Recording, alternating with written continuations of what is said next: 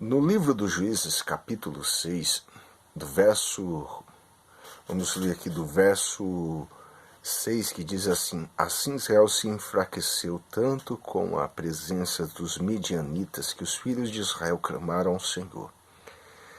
Clamando ele ao Senhor por causa dos midianitas, enviou-lhe o Senhor um profeta que lhe dissera assim: Assim diz o Senhor, Deus de Israel: Do Egito vos fiz subir e vos tirei da casa da escravidão.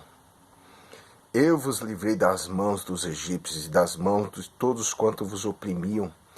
Eu os expulsei diante de vós e vos dei essa terra. Eu vos disse: Eu sou o Senhor vosso Deus. Não temais aos deuses dos amorreus, e cuja terra habita, mas não destes ouvido à voz de Deus. Aqui no primeiro texto bíblico, que tem a expressão enviou Deus um navio, ou seja, um profeta.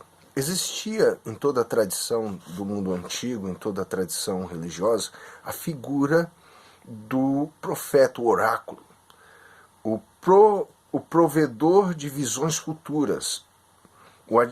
Em algumas culturas era enfatizado muito a questão do adivinhar, do acertar, do encontrar, de algo que está perdido. Isso nós até encontramos na pessoa de Samuel, quando Saul vai de encontro a Samuel para que o auxilie a encontrar as jumentas do seu pai que havia perdido.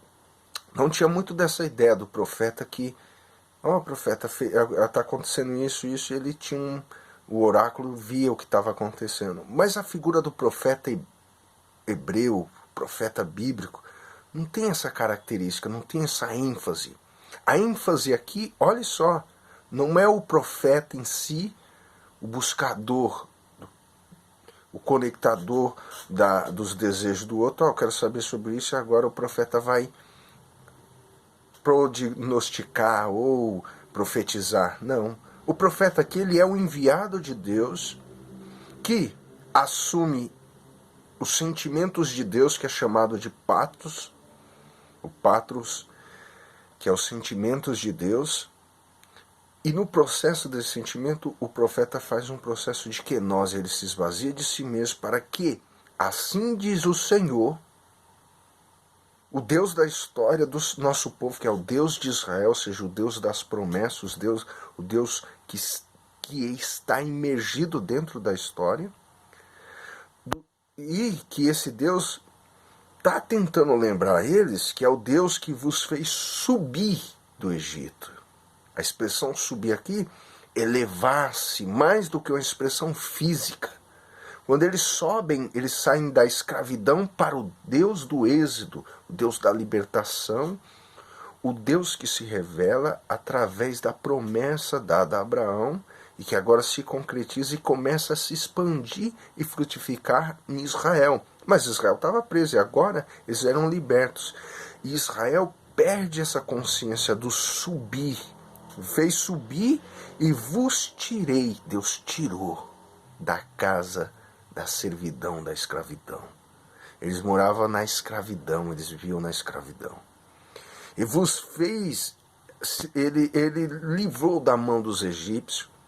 Em sequência, ele não só dos egípcios, a todos quanto tentaram os oprimir. Então o profeta é a figura que traz o sentimento. Aqui está os sentimentos de Deus. Ferido, Deus está dizendo: eu fiz para vocês a libertação. Eu os libertei, eu vos trouxe a conscientização da promessa, porque eu sou o Deus de Israel, do seu pai Jacó, do seu pai Abraão, seu pai Isaac. Então, eles perdem essa consciência e ele diz assim: eu expulsei a todos e vos dei a terra. E eu falei: sou vosso Senhor e vosso Deus. E não andeis temeroso com os deuses. Então havia um medo. A alma deles havia sido aprisionada novamente.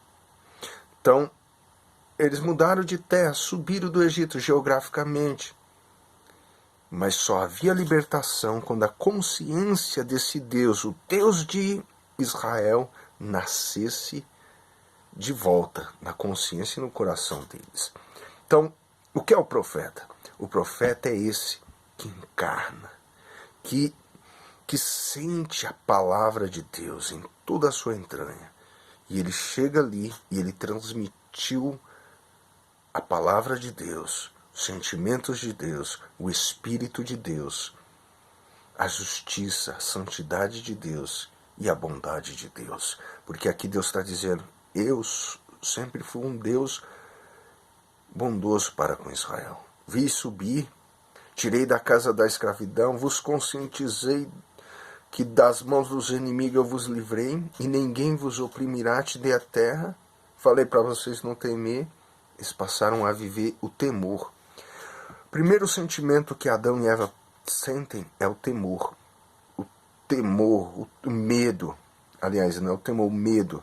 Porque até a palavra temor, ela tem outra conotação que vai muito além de respeito, simplesmente do aspecto ético. Tem uma profundidade espiritual muito além, que abarca todo o percurso de frutificação espiritual. Então, o que Deus queria aqui de Israel? Frutos. O que Deus quer de nós cristãos quando nos envia a sua palavra como profeta para nós, que agora nós temos profeta. A Bíblia é o nosso profeta. As palavras que o Espírito Santo nos faz refletir, entender, buscar, meditar, é a voz consciente ainda. Esses profetas ainda nos falam. Esse profeta aqui não temos o nome dele, mas ele está nos falando. Lembrai-vos do Deus que vos fez subir. Lembrai-vos do Deus que vos perdoou. O cristão tem que se lembrar, a Bíblia diz, lembrar de onde caísse. A lembrança e o memorial da palavra, de tudo que vivenciamos e vivemos, tem que fazer parte da nossa vida. Deus está cobrando deles aqui não apenas uma lembrança morta, de um memorial, oh Deus libertou. Não, Deus está falando, vivais a liberdade que eu vos dei. Então, isso o profeta, o verdadeiro profeta de Deus, ele faz nascer dentro de nós a consciência de vivermos de verdade experiências novas com Deus. Então, que nós vamos frutificar. Então, uma das primeiras características do profeta é isso. A mais importante é que ele encarna a palavra de Deus. Ele não fala além. Ele não fala além de si mesmo, a não ser ele fala de Deus. De dentro de si, o Deus que está emanando de dentro dele, ele sente os sentimentos de Deus. Ele vê a bondade de Deus, ele sente a bondade de Deus.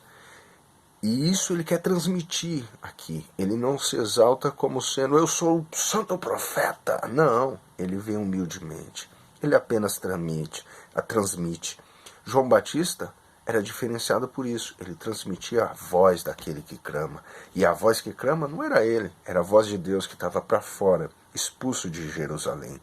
Estava para fora do templo, porque a religião o expulsou. O livro do Apocalipse fala